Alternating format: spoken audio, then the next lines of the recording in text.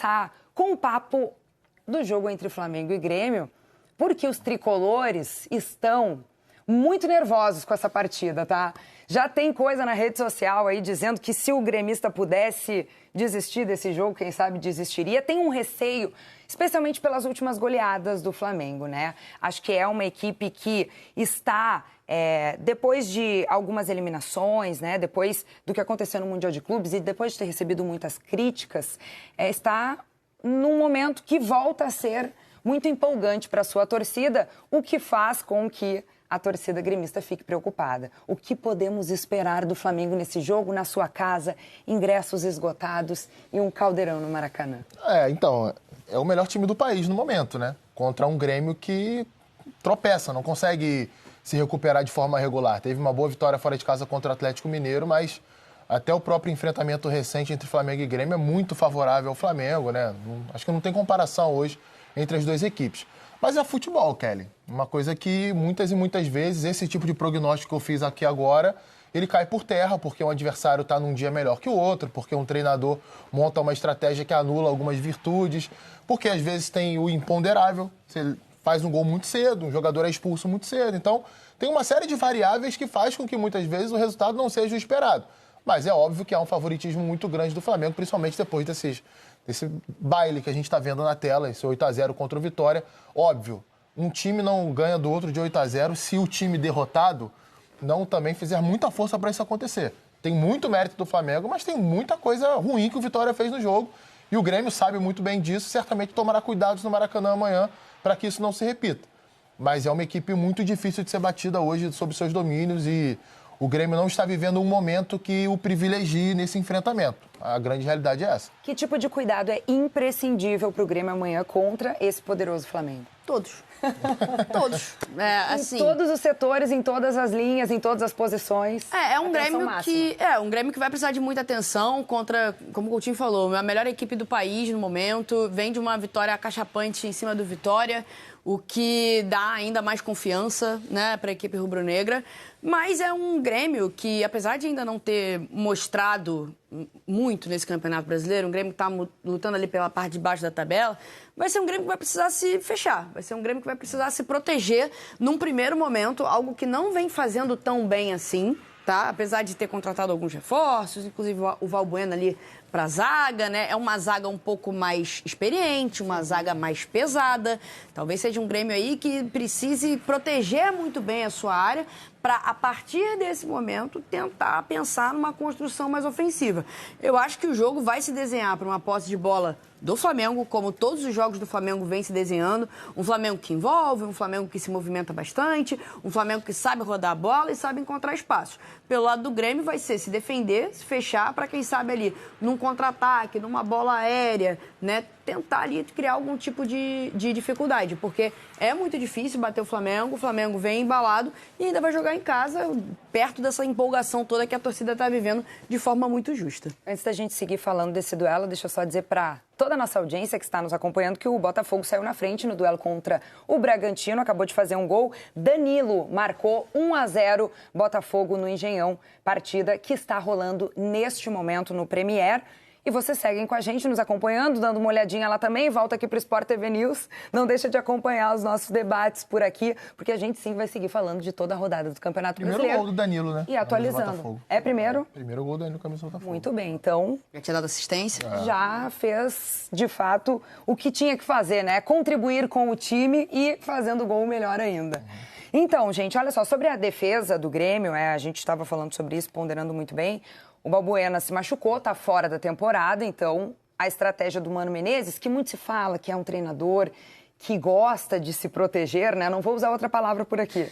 Não vou usar retranqueiro, não, tá? Não vou. Mas Quase saiu, né? Quase saiu, sem querer, não sei como. Mas é um setor que o Grêmio vem enfrentando problemas, né? Primeiro porque não encontrava um zagueiro de pé direito. Quando encontra, ele se machuca, tá fora da temporada. Provavelmente vai usar ali o Kahneman, que é uma liderança, mas é canhoto, assim como o Wagner Leonardo, e aí ele vai ser deslocado para a direita. Então, volta a ter um problema que tentou solucionar. Pois é, o outro zagueiro destro do elenco é o Gemerson, que tá muito mal, né? A torcida não quer ver o Gemerson. Não quer. Então, é a solução, é a alternativa que tem para tentar frear esse time do Flamengo. Acho que é isso. A Belly citou a estratégia, acho que não tem muito o que fazer de diferente. Até porque, se a gente pensar no Grêmio, qual foi o jogo que o Grêmio adiantou a marcação ou tentou ficar com a bola contra o adversário e foi muito impositivo? Nos momentos em que fez isso, certamente foi fragmentos muito curtos dos jogos e diante de equipes que são bem inferiores ao Flamengo. Então, assim, é complicado imaginar uma estratégia diferente no Maracanã, tentar se fechar bem, neutralizar os espaços que o Flamengo pode explorar perto da área do Grêmio e tentar sair em velocidade. Tem dois jogadores muito interessantes pelos lados, né, que, quando acionados em profundidade, costumam gerar perigo à defesa adversária. O Kiki Oliveira pelo lado esquerdo, o Alisson pelo lado direito. O Bright White não é um velocista, mas não é um jogador lento também, então ele consegue ser também útil na questão do contragolpe. Mas é aquilo, tudo isso é a teoria, né? Se esses caras que a gente está vendo na tela aí estiverem num bom dia, o Flamengo coletivamente encaixar o jogo, é uma equipe que também leva poucos contragolpes, né? A gente está falando de uma possível estratégia de contra-ataque, mas a velocidade e a coordenação com que o Flamengo reage logo após perder a bola no campo de ataque inibe muitas vezes a transição ofensiva adversária e faz com que o Flamengo retome a bola rapidamente perto da área. É difícil, é uma tarefa bem complicada, mas você falou, o Mano, ele, ao longo da carreira, conseguiu montar equipes que se saíam bem nesse estilo mais reativo. Não é o histórico recente dele, tá? No Fluminense, ano passado, ele até consegue melhorar um pouco a defesa, mas era uma defesa que vinha muito mal e também coincidiu com a chegada do Thiago Silva e o retorno do André naquele momento. Mas se a gente pega essa temporada de 25, o início do Fluminense não é bom do ponto de vista defensivo. A reta final de trabalho dele no Inter, antes do Grêmio, também não é positiva na parte defensiva e esse Grêmio menos ainda. Se a gente comparar com o que era o Grêmio com o Gustavo Quinteiros, óbvio que teve uma melhora, mas também era uma bagunça total, aquele Grêmio, né? Houve uma pequena melhora, mas não o suficiente para colocar o tricolor ali numa zona mais confortável do Campeonato Brasileiro. Um Flamengo que não toma muito contragolpe e também não toma muito gols, por consequência disso também, né? Agora... O Flamengo tem um saldo de gols melhor do que o segundo melhor ataque do campeonato. Isso é uma coisa, assim, é muito impactante. Se você pega o Campeonato Brasileiro a essa altura do campeonato, depois de 22 rodadas, né, 9 fora os jogos aí que não foram pagos, mas você ter mais saldo de gols. O Flamengo tem 36 gols positivos, né? 36 gols de saldo. A diferença de gols feitos e tomados, sofridos. Né? E o Cruzeiro, que tem o segundo melhor ataque, tem 35 gols marcados. Cara, é muito significativo isso. Bom, vive esse bom momento, né? E com um jogador que agora foi convocado para a seleção brasileira. O Samuel Lino foi chamado por Carlo Ancelotti. Ele vai substituir, gente, o Matheus Cunha, do Manchester United, porque ele se lesionou, teve um problema muscular a princípio, né? Ainda vai ser avaliado e diagnosticado, mas se lesionou nesse sábado e, portanto, Samuel Lino ganha essa oportunidade. Um cara que tem vitória pessoal, que se dedica muito dentro de campo, né? Impressionante o quanto parece que o Samuel Lino, depois de ali aquele começo, com alguma desconfiança e até com erro, né, de pênalti e tudo mais, ele prova que ele é um jogador que tem muita dedicação dentro de campo, que pode contribuir muito com esse time. Foi um cara pedido, né, pelo Felipe Luiz. Ele chega e, no bom jargão aí popular, ele tenta colocar a bola debaixo do braço para resolver a situação. Sim. E assume uma titularidade, né? É um cara que vem sendo muito interessante. O torcedor brasileiro que não acompanha o futebol espanhol, né? O Samuel Lino vem do Atlético de Madrid. Teve a oportunidade de conhecê-lo até mesmo na Copa do Mundo de Clubes. O Atlético de Madrid que foi eliminado ainda na fase de grupos, no grupo do Botafogo, do PSG e do Seattle Sounders. O Samuel Lino estava lá. Era um dos brasileiros que a gente falava, onde estão os brasileiros desse Mundial, para além dos times brasileiros? Sim. E o Samuel Lino era um deles. E assumiu bem ali a titularidade. Vem sendo muito importante nessa construção ofensiva do Flamengo. Jogador de beirada. Ele tem o desequilíbrio do 1 contra 1 também, ele tem essa agilidade, né? É um jogador que fisicamente ele nem é tão forte assim, mas ele consegue muito bem na condução de bola, no drible, né? Ludibriar ali o seu adversário, enganar o seu adversário.